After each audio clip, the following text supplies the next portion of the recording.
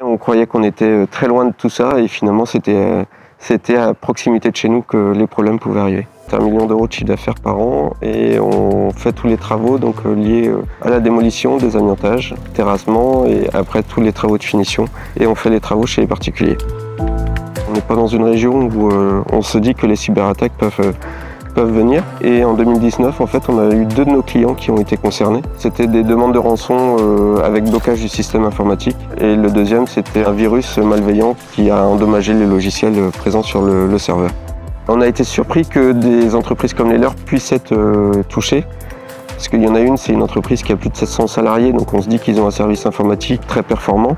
Et une autre, c'était plus un artisan avec une vingtaine de salariés. Et on s'est dit, nous, on se trouve entre les deux et finalement, on peut être aussi concerné par le sujet. Dès que j'ai abordé le sujet avec Mathieu, il a pris contact avec nous pour voir qu'est-ce qu'il pouvait nous proposer. Et ça a été très rapide parce qu'en termes de 2 mois, on a pris la décision de souscrire ce contrat dans la continuité des autres contrats qu'on avait. Ce qui était important pour nous de protéger, c'était les données qu'on pouvait avoir, parce qu'on a des données clients liées à des RIB. Pareil avec les fournisseurs, on a des données bancaires, on a un certain nombre de données qui peuvent être importantes, confidentielles.